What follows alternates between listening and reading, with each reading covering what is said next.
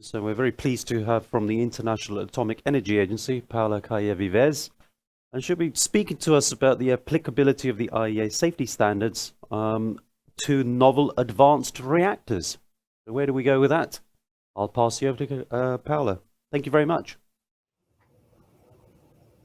Hello, thank you. Thank you very much for this introduction, and I'm very pleased to be here with you all at this very interesting forum. My name is Paula Calle Vives. I work for the IAEA, Department of Nuclear Safety and Security, and I have been leading the work that the agency has recently undertaken to review the totality of the safety standards applicability to what we call novel advanced reactors. And this review involved all the different divisions of the Department of Nuclear Safety and Security.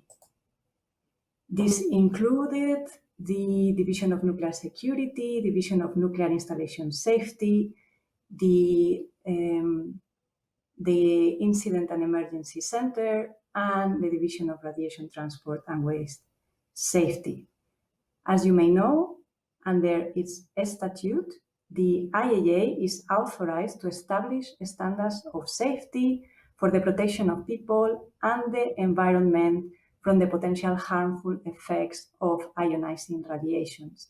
And these safety standards are used for all the review missions that the IAEA undertake, but they also provide the global framework for safety, and therefore are of most importance. They capture member states' good practices and consensus on approaches to ensure nuclear safety. Although they are considered to be technology neutral, they are influenced by member states' understanding, knowledge, and experience on the current operating fleet of mainly water-cooled reactors. Because of the growing interest from member states on novel technologies due to many factors, the IAEA started last year a systematic review of applicability of the safety standards to these technologies. You can see on the right-hand side of the slide the type of technologies that we have considered in our work. They include SMRs of different technology types and also larger non-water-cooled reactors, as well as microreactors and transportable and floating SMRs. These type of technologies can be very different from the current operating fleet of reactors. For example, they may use different coolants, moderators, they may present simplifications, rely more on passive systems, and also exploit advantages on advanced manufacturing techniques, as well as prefabricated options in factory. We worked together with more than 150 experts internationally, including representatives of the SMR Regulators Forum, experts from more than 30 member states, 40 organizations, to review all the relevant safety standards to these technologies. We looked at over 60 documents. The review that we undertook confirmed that these safety standards are applicable to novel advanced reactors. However, we also identified some areas that were not applicable, and also some gaps or additional considerations that may require further work, mainly to help the implementation of these safety standards to these novel technologies, as there is currently a lack of experience on this. It doesn't mean that we need to update the safety standards or all of the safety standards. Some of this work can be done separately through other types of publications. The review that we undertook will be captured in a safety report that we are currently working on and we hope to publish next year. And in the next slides, I'm going to present to you a very high-level overview of what we found. These are preliminary findings. And on the interest of time, I will not cover everything, but I can elaborate further on during the questions session. So let's start with the siting and external hazards in the design. Usually in the slides I'm going to present, you will be able to find the safety standards that we consider in the review on one side of the slide, and then the key preliminary findings on the other. Regarding the siting and external hazards in the design, it was just that these safety standards are general and therefore applicable to all novel advanced reactors. For marine-based transportable reactors, the safety standards were considered applicable as well when these reactors are parked at a particular location. For non-water-cooled reactors, the judgment is it was identified that judgment may be needed to apply some of the safety standards that were including some light water reactor aspects, particularly related to the seismic design.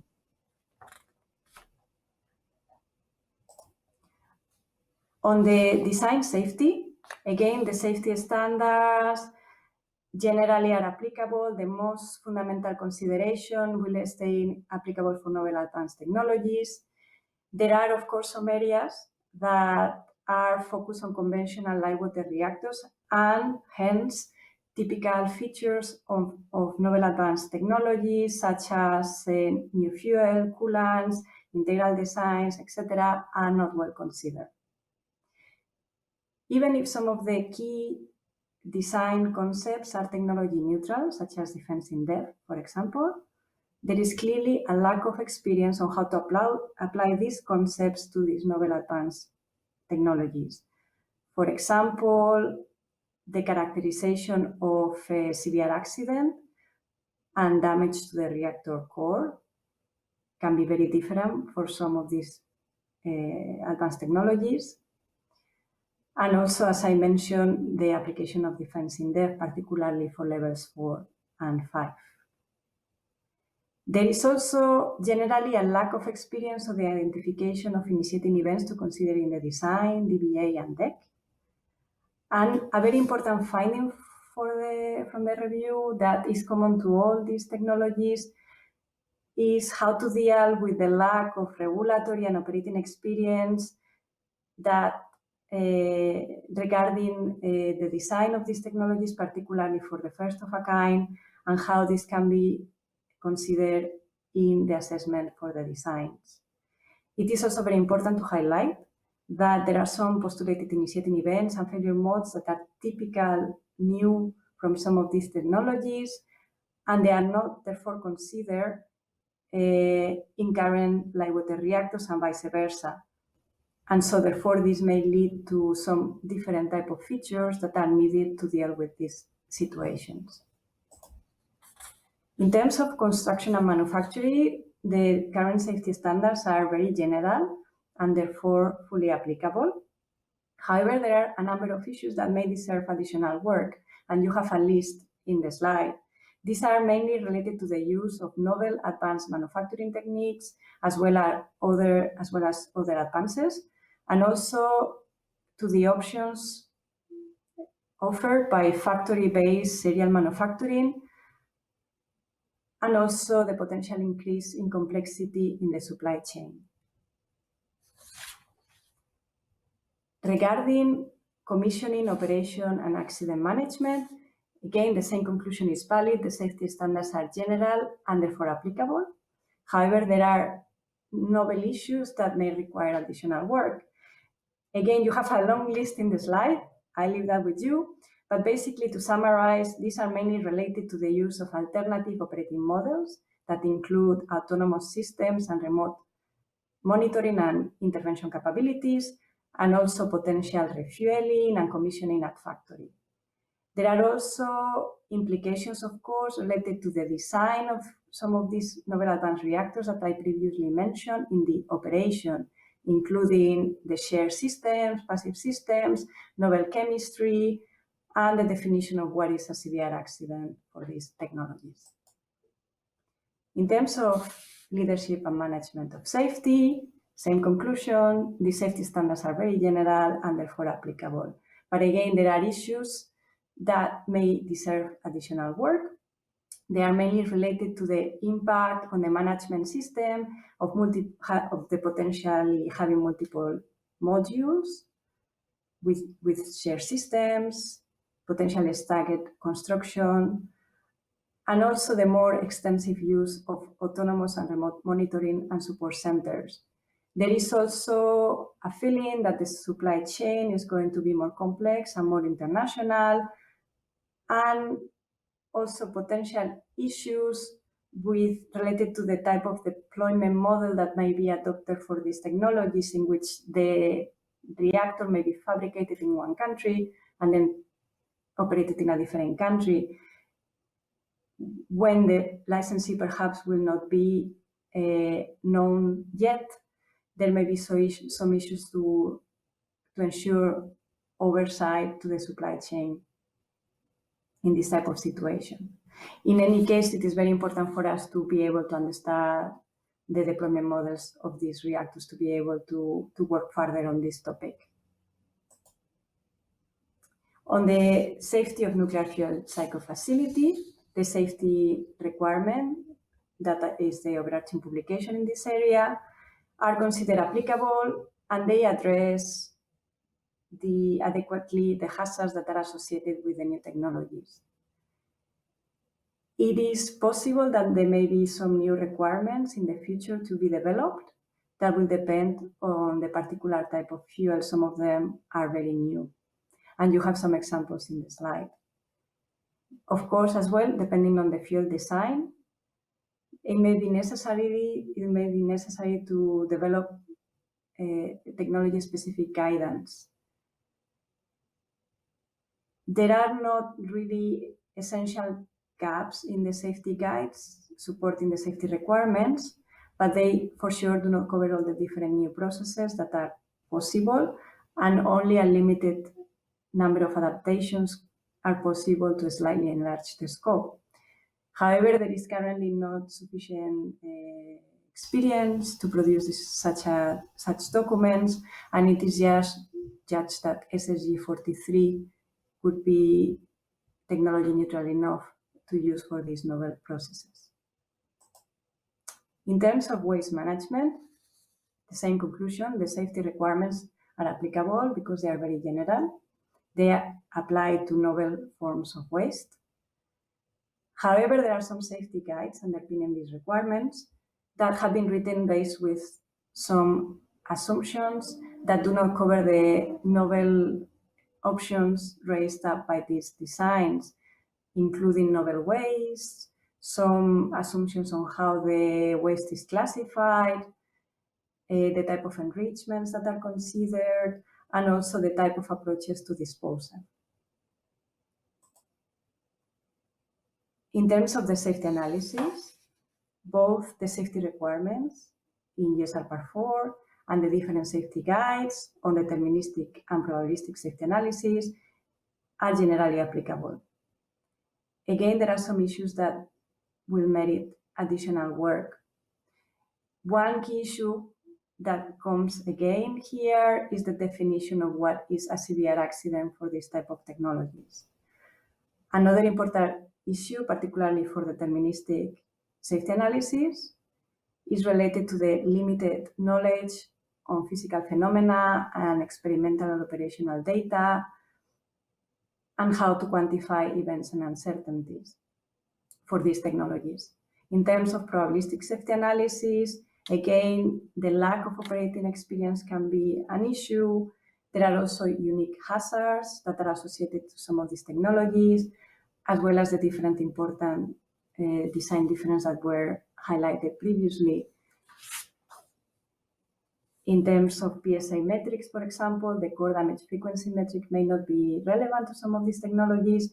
And in terms of level 2 PSA, which look at severe accident, it is important to understand what is the type of severe accident that is relevant for some of the technologies, as well as how functional containment concepts are implemented and can be analyzed, which in some cases can be very different from the concept of containment on a live water-cooled reactor. We also looked at the legal and regulatory safety standards, and these are considered to be, again, applicable to novel advanced reactors because of the different type of deployment models expected for these technologies. Then there are some areas of novelty that may deserve additional work. First, there is an increased importance on the need for regulatory cooperation in view of the large amount of designs that are being under consideration and limited resources, but also because of the aim of some of these technology deployers to have an international market and to standardize their designs. There is also some considerations about how regulatory oversight could be implemented in these different scenarios in view of these potential new deployment models in which a reactor, particularly an SMR, may be manufactured in one country and then operated in another country under different regulatory regimes and under different regulators. The review is also looking at the very important topic of safety, security, safeguards considerations, and particularly the interfaces. These considerations are very, very important for the design of novel technologies. And you have in this slide some of the challenges that we are looking at. The work started a little bit late and is still under development. And further information on this will be included in our safety report, and we hope that we can also present this in the future because we see this, and I think member states see this as a very important topic. So with all this very high-level overview of the findings of our review, what is going to happen next for us? We are currently working on developing a prioritized program of work to ensure that we develop the necessary guidance and also provide the necessary support for implementing the safety standards to novel advanced reactors. And this program of work will be based on the findings on the applicability review that I have really showed to you at a very, very high level, and also the recommendations from the SMR Regulators Forum that have been working in this area for many years now. This program will involve the development of documents. Some of them may be updates of the safety standards. Some of them may be technical documents or safety reports. We will also hope to develop webinars, a number of technical meetings that will be very important for us to gather the information we need to advance more on supporting the safety standards, application, also conferences, and training. There is even a new technical cooperation program that will be looking to develop training for embarking member states on this topic. We have also created a new technical safety review for conceptual designs, and this is very important for novel advanced reactors given the status of development of these technologies. And also, in some cases, the lack of available and applicable safety standards. You have here in the slide some upcoming events, and we will advertise them in our website soon, and we encourage you please to participate if you are interested. In terms of the technical safety review for conceptual designs, this is a service that we are currently offering. We are developing new guidelines that will be available again in our website. And the reason for this service was mainly due to the importance of international aspects and the state of development of novel advanced reactors. We also are exploring the possibility to work with regulatory teams as part of the review team, as we think this work can be beneficial to increase regulatory cooperation and also early interaction between vendors and regulators in this area, which was highlighted as very important as well as part of our review. This type of service will also potentially benefit developers and help to identify areas that need further development and research. Finally, I wanted to make you aware of a very important conference that we are organizing for next year, 18th to 21st of October 2022. It will be in Vienna and it will be also virtual. This event will be very important for us to foster the exchange of information on a wide range of topics to capture the progress and the challenges in the safety and licensing of this type of technologies. And you can submit abstracts up to 31st of January next year. You have the link there. And here you have the type of topics we will be looking at. I really hope that we can see many of you taking part on this event. And with this, I thank you very much for your attention, and I will be very pleased to take any questions. Thank you very much, Paula. That's awesome, the amount of information that's been reviewed by the experts who, and remember, the experts are from all around the world. So I'm very impressed by the sheer volume of information that has been reviewed to come up with the guidance. I suppose my first question is, and you touched upon it there, there's a lack of OPEX, especially with some of the exotics, like molten salts, and I see that you've got a conference coming up on that next year. Definitely put your conference in the diary for me personally. I'll be there. I'll be very looking forward to coming along. But the question I've got is around the regulatory framework. Some of these clever technologies, there's a lack of OPEX, there's a lack of understanding, other than it's in the head of the designers. So how do you train or educate the regulator themselves to have the ability to regulate these new technologies if there's a lack of OPEX, lack of understanding, etc.? Is there something that you'll be addressing or giving guidance how regulators should be trying to operate in a new technology environment? Definitely. This is, as you mentioned, a very, very important issue that came from very clear in the review, and that has been raised by many regulators. Some of them are working in these technologies, some of them are interested in these technologies. So to address this type of issues, we are planning to do several things. First, we are exploring the possibility to produce a safety guides that will look into this specific topic of first of a kind, how to consider designs where operating experience is perhaps lacking and regulatory experience is lacking, and what are the right questions to ask to help regulators in the process to assess these technologies. We are also trying to develop some program to collect operating experience from previous prototypes and experiments, because that exists. There is also some work done internationally on the different technologies that is available, and we want to be able to share. And we hope that through this type of approach, at least we will be able to understand what is available and what are the key considerations that need to be taken into account in the designs and also the regulations.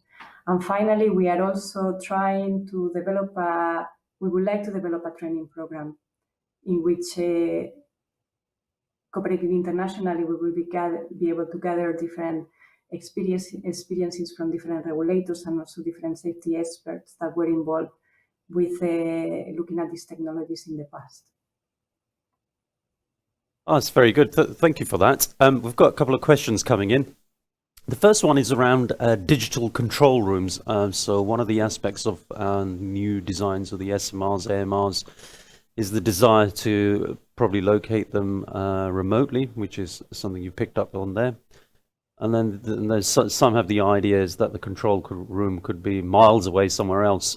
So what are your thoughts in terms of running a fully digitized control room, which may not necessarily be on the same site?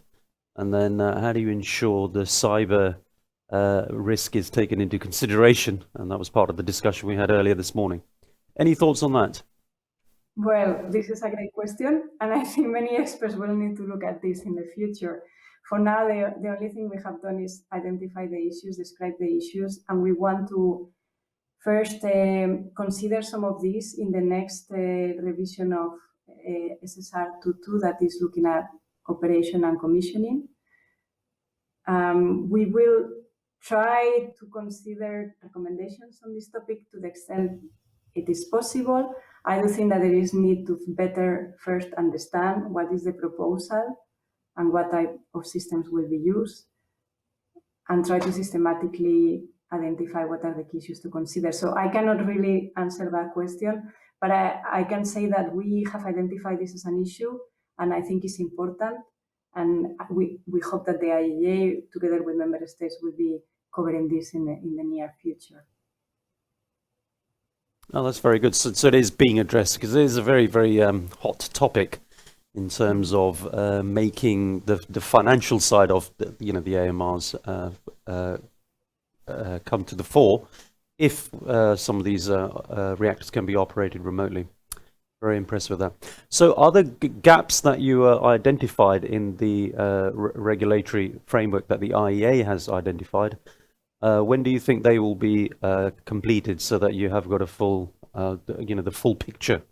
What is your plan? Will we have a full picture of regulatory requirements by the end of 2022, or is it end of 2023 or beyond?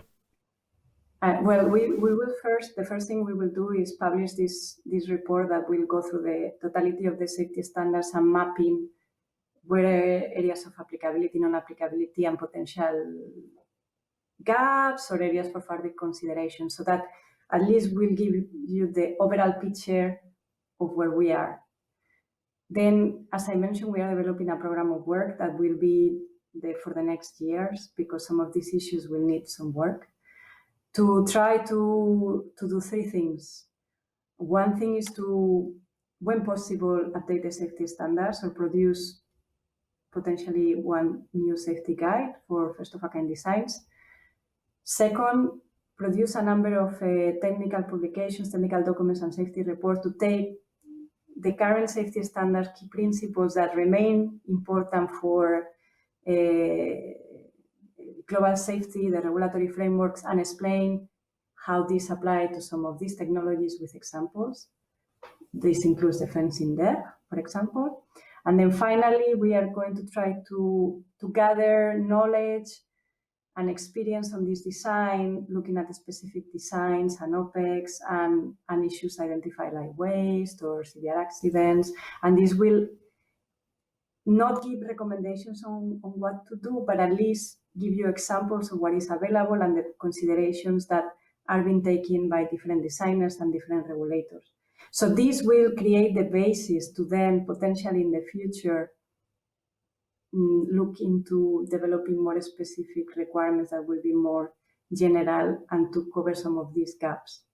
So to sum up, the safety standards still provide a very, very good base to use for these technologies, but we are going to supplement this with additional publications, training, webinars, and repository of knowledge that will be done in the next years from 2022 onwards. But we hope that we work at pace, and then we have this overarching report that will give you a mapping of where potential issues are in potential new considerations to take into account for this technology's safety demonstration. Excellent. Excellent. There clearly is urgency in getting all the documentation together, because designs are evolving. We need them to come to the market sooner rather than later. So if the IAEA can accelerate that program, I think everyone will be in a better position. Thank you very much, Paula, for your time, your consideration, and your thoughts. And it's a very, very interesting area that is a good focus for us at the Risk and Safety Forum. Thank you very much. Thank you, my pleasure.